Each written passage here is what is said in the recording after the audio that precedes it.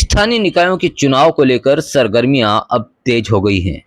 निकायों और वार्डों की लॉटरी और आचार संहिता के बाद चुनाव लड़ने के दावेदार अब सोशल मीडिया पर अपना दमखम दिखाना शुरू कर चुके हैं। डीडवाना नगर परिषद के लिए होने वाले 40 वार्डों के चुनाव इस बार काफी रोचक हो सकते हैं, क्योंकि इस बार भाजपा और कांग्रेस के अलावा विधायक यूनुस खान और आरएलपी भी अपने प्रत्याशी चुनाव में उतारेंगे। डीडवाना नगर परिषद नया जिला बनने के बाद नगर पालिका से नगर परिषद में अपग्रेड हुई है और नगर परिषद का यह पहला चुनाव होगा। यहां 40 वार्डों में से 8 वार्ड ओबीसी और 3 वार्ड एससी वर्ग के लिए आरक्षित हैं, जबकि 9 वार्ड सामान्य महिला के लिए आरक्षित हैं। ओबीसी में 3 और एससी वर्ग में 1 वार्ड महिला के लिए आरक्षित है। सभी वार्डों के लिए दावेदार अब सामने आने लगे हैं। स्थानीय निकायों के लिए चुनावी प्रक्रिया अब शुरू हो चुकी है। लॉटरी प्रक्रिया पूरी होने के बाद स्थानीय सरकार, जिसे शहरी सरकार भी कहा जाता है, उसके लिए अब सरगर्मियां तेज हो गई है।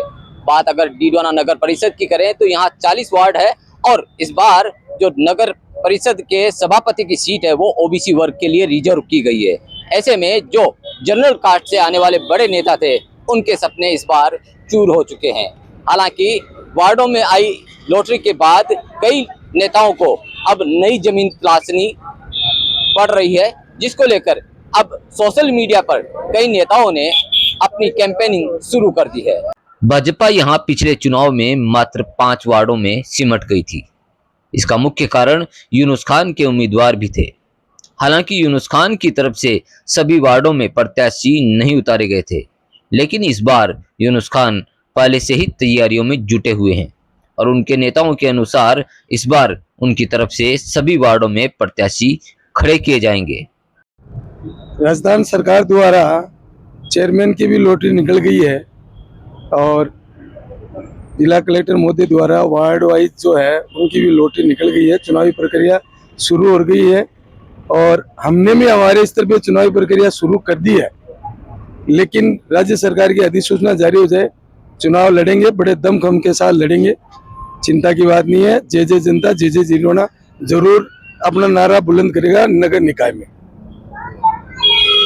एक बार भी फिर से चर्चा है कि यूनुस खान जी अपने उम्मीदवार निश्चित रूप से जय जय जनता, जय जय डीडवाना अपना दमखम पूरे नगर निकाय के 40 के 40 वार्ड में दमखम के साथ दिखाएगी और निश्चित रूप से बोर्ड बनाएंगे और इसमें कोई शक शुबा नहीं है।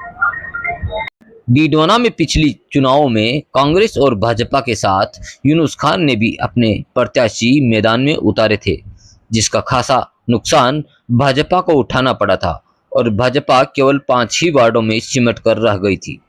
इस बार एक और पार्टी हनुमान बेनीवाल की रालोपा भी मैदान में उतरने का मानस बना चुकी है, लेकिन ऐसा माना जाता है कि रालोपा का सबसे बड़ा नुकसान कांग्रेस को होगा। ऐसे में कांग्रेस की राह भी इस बार आसान नहीं है। नगर निकाय चुनाव में राष्ट्रीय लोकतांत्रिक पार्टी के सुप्रीमो हनुमान जी बेनीवाल के आदेशों अनुसार हम यहाँ पे चारों तरफ 40 वार्डों में हम राष्ट्रीय लोकतांत्रिक पार्टी के कार्यकर्ताओं को चुनाव लड़ाएंगे। और जिस तरह से देखा जा रहा है, पहली बार हम नगर निकाय चुनाव लड़ रहे हैं। राष्ट्रीय लोकतांत्रिक पार्टी का हर कार्यकर्ता हनुमान बेनीवाल जी के साथ इस पार्टी को मजबूत करने में लगा हुआ है और आम लोगों की और जनता की राय से भी आया है कि सब हनुमान जी के विचारों से सहमत होकर उनके साथ जुड़ना चाहते हैं। तो इस तरह हम ये देख के और लोगों को आरएलपी के कामों से प्रभावित होते हुए देखते हुए हम यहाँ पे राष्ट्रीय लोकतांत्रिक पार्टी का हर वार्ड में कैंडिडेट उतारने की कोशिश करेंगे और इस नगर निकाय चुनाव में नगर पालिका में राष्ट्रीय लोकतांत्रिक पार्टी का परचम लहराएंगे। भाजपा नेता इस बार राज्य और केंद्र में सत्ता और विकास के लिए कड़ी से कड़ी जोड़ने की बात कह रहे हैं। भाजपा का मानना है कि इससे पूर्व जो भाजपा का बोर्ड था उसमें डीडवाना में अभूतपूर्व काम हुए और पिछले कांग्रेस कार्यकाल में शहर में कोई काम नहीं हुआ। इसी वजह से भाजपा को विश्वास है कि इस बार जनता शहरी सरकार के लिए उनका साथ जरूर देगी। हालांकि यूनुस खान के उम्मीदवारों की दावेदारी भाजपा के लिए भारी पड़ने वाली है, लेकिन रालोपा की वजह से पार्टी को फायदा होने का भी कयास है। रहेगी जो राज्य सरकार और केंद्र सरकार द्वारा किए गए कार्य है उनके लेके हम जनता के बीच में जाएंगे। हमारे वार्ड जो 40 वार्ड है, ओबीसी वार्ड है, एससी वार्ड है, महिला वार्ड है, जनरल वार्ड है, उनमें सभी वार्डों में लड़ने के लिए हमारे पास कैंडिडेट की तैयार है। हम प्रयास करेंगे दो का पैनल भेज के आगे भेजें और हमारा प्रयास ये है कि बीजेपी का बोर्ड बने। सबका साथ सबका विकास को लेके हम जनता के बीच में रहेंगे। जो मूलभूत निर्णय समस्या है उनको बीजेपी बोर्ड बनेगा, वो सारी समस्याएं दूर होगी और ज़्यादा से ज़्यादा विकास होगा, वार्डों का विकास होगा। हम कहते डबल इंजन की सरकार है, तो डबल इंजन की सरकार है कि बीजेपी का बोर्ड होगा और बीजेपी के केंद्र में सरकार है, बीजेपी की राज्य में सरकार है, तो सारा फायदा प्रत्येक वार्ड को मिलेगा, प्रत्येक व्यक्ति को मिलेगा। छोटे स्तर पे वार्ड मेंबर बनते हैं, चेयरमैन बनता है, तो छोटे स्तर पे काम होता है, गलियों में मोहल्लों में जो काम है वो वार्ड मेंबर के द्वारा और सभापति के द्वारा ही होता है, न कि ऊपर स्तर पे होता है। तो हम जो भी उनकी मांगे रहेगी उनको लेके हम राज्य सरकार के पास जाएंगे, ज़्यादा से ज़्यादा बजट लाके हम प्रयास करेंगे वार्डों का विकास हो, प्रत्येक व्यक्ति का विकास हो। ये हमारी मानसिकता है। हमारे नेता जितेंद्र सिंह जी जोधा जो कंटिन्यू इसमें लगे हुए हैं कि भाजपा बोर्ड में भाजपा आगे रहे, ऐसा हम सभी कार्यकर्ता मिलके यह प्रयास करेंगे। कांग्रेस गत बोर्ड में यहां सत्ता में रही थी, लेकिन बोर्ड पर भ्रष्टाचार के गंभीर आरोप लगे थे। इसका नुकसान कांग्रेस को इस चुनाव में उठाना पड़ सकता है, लेकिन कांग्रेस का मानना है कि जिले की घोषणा उनके कार्यकाल में हुई, जिसका फायदा उनको इन चुनाव में मिलेगा और वो एक बार फिर से सत्ता हासिल करेंगे।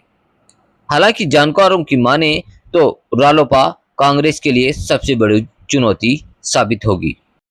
जहाँ तक बात जीतने की है तो मैं आपको ये बता दूं, मुझे ये पूर्ण विश्वास है कि इस चुनाव के अंदर कांग्रेस का बोर्ड बनेगा और बहुमत से ज़्यादा सीटें कांग्रेस की आने वाली। हम बड़ी भारी सीटें यहाँ से जीत के आएंगे और उसके पीछे कारण है, लोगों ने बड़ी भारी उम्मीद के साथ वोट दिए थे कि हम यहाँ पे सुधार हो जाएगा, दूसरी चीज़ें आएगी, नई चीज़ें बनेगी। लेकिन मैं आज जब यहाँ विधायक था तो हम लोगों ने इस नगर पालिका को नगर परिषद बनाया था।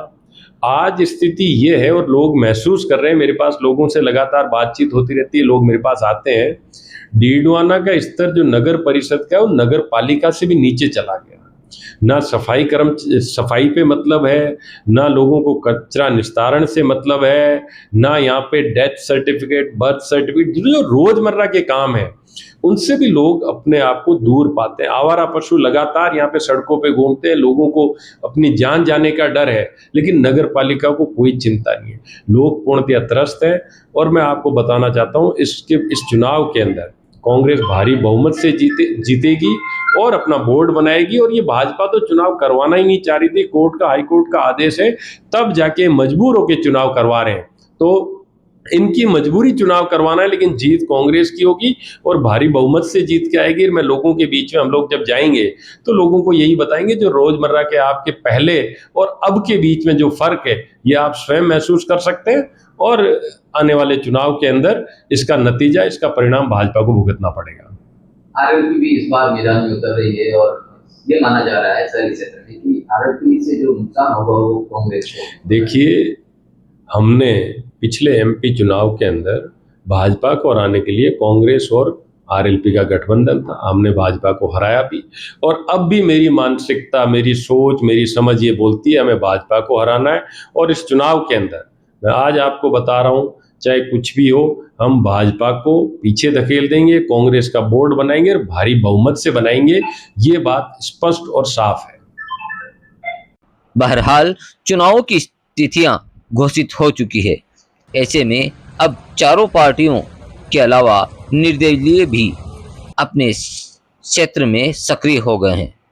आने वाले दिनों में उम्मीदवारों के चेहरे सामने आने शुरू हो जाएंगे, लेकिन इस बार के चुनाव काफी रोचक रह सकते हैं।